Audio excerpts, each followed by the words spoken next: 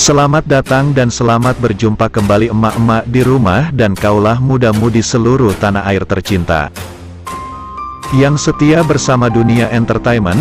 Kali ini akan memberikan kabar terbaru, teraktual dan terpercaya seputar terpaksa menikahi tuan muda. Yuk, kita simak dan tonton sampai selesai.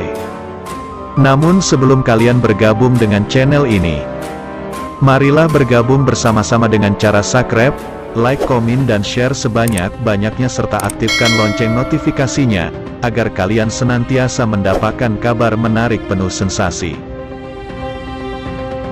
Dunia Entertainment hadir untuk menghibur penggemar setia emak-emak yang baik hati.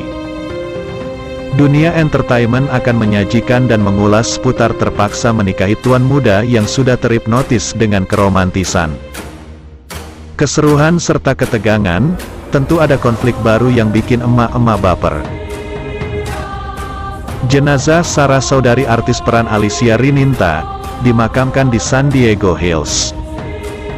Melalui siaran langsung Instagram @abinanlover, prosesi pemakaman tersebut dilakukan dengan lancar. Terlihat pula petugas yang mengenakan APD berwarna kuning tengah memakamkan jenazah Sarah.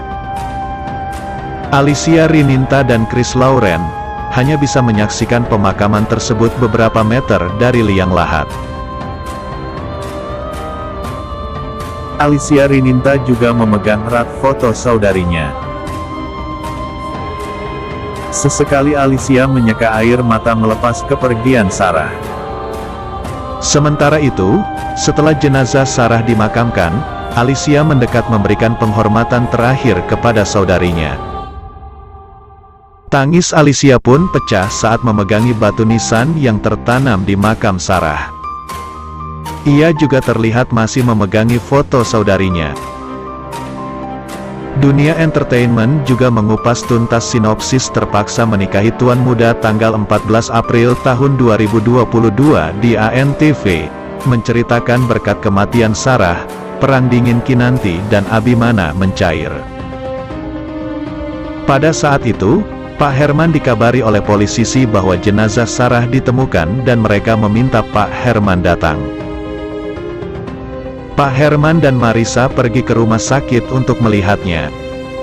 Dan ternyata itu memang benar mayatnya Sarah.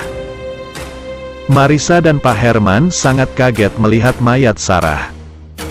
Dan mereka segera menghubungi Kinanti untuk memberi kabar mengenai Sarah. Pada saat itu, Kinanti sedang asik berfoto selfie bersama Nayaka. Lalu dia menerima panggilan dari Pak Herman. Kinanti menanyakan ada hal penting apa sehingga Pak Herman menghubunginya. Di sana Pak Herman memberitahu soal temuan mayat Sarah. Lalu Kinanti memberitahu Abimana dan mereka pergi ke rumah sakit untuk melihat mayat Sarah.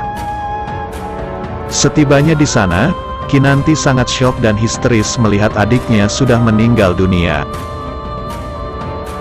Apalagi Kinanti sudah lama tidak mendapatkan kabar dari Sarah, dan tiba-tiba dia mendapat berita Sarah meninggal.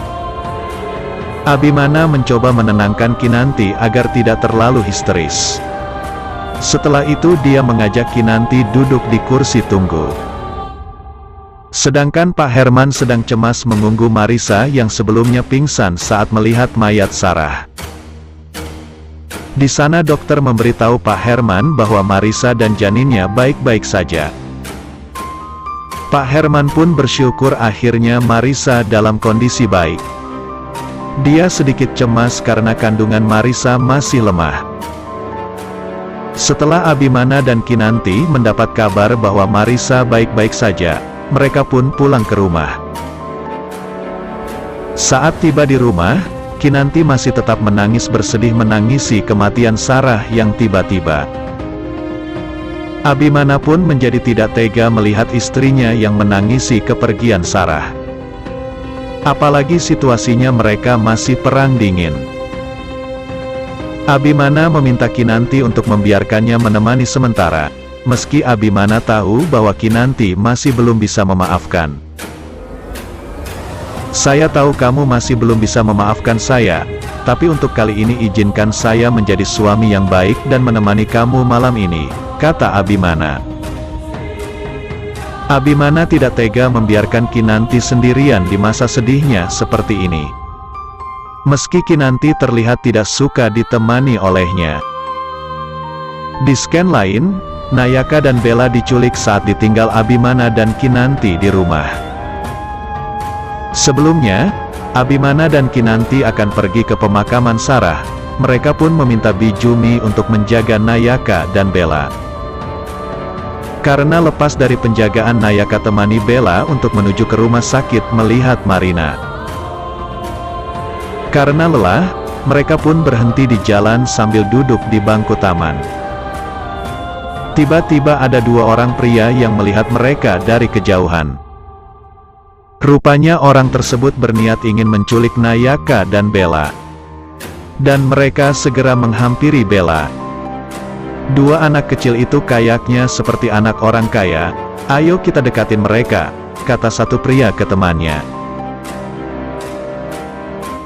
Salah satu pria menanyakan kemana tujuan Bella dan Nayaka. Lalu Bella mengatakan akan pergi ke rumah sakit. Bella ingin menemui ibunya yang sedang dirawat di rumah sakit. Mendengar itu, penculik itu mulai melancarkan aksi liciknya. Dia berpura-pura menawarkan Bella dan Nayaka untuk naik ke mobilnya dan ingin mengantar mereka ke rumah sakit. Namun Nayaka yang ingat pesan Kinanti, mencegah Bella untuk pergi. Apalagi mereka hanya berdua saja, dan pergi dengan orang yang tidak dikenal. Bella, kita nggak boleh pergi sama orang itu. Kata Mama, nggak boleh pergi dengan orang yang tidak kita kenal, kata Nayaka. Bella pun mendengarkan ucapan Nayaka dan menolak untuk menerima bantuan dari orang asing tersebut. Tetapi kedua pria itu tetap memaksa Nayaka dan Bella agar mau naik ke mobil mereka. Di sisi lain, Abimana dan Kinanti pulang dari pemakaman, tiba-tiba dibuat kaget oleh Bijumi. Bijumi memberitahu mengenai Nayaka dan Bella yang tiba-tiba saja menghilang dan tidak ditemukan. Abimana pun segera menghubungi David untuk meminta bantuan mencari Bella dan Nayaka. David yang saat itu diminta mencari Nayaka, dia pun segera pergi mencari Nayaka dan Bella. Demikianlah ulasan hari ini yang dapat Bang Mimin sampaikan buat fan-fan penggemar setia dunia entertainment yang baik hati. Jangan sampai terlewatkan fans-fans semuanya. Mohon maaf atas segala kekurangan. Dan terima kasih atas segala perhatiannya. Sampai jumpa di segmen berikutnya. Yuk, bye-bye.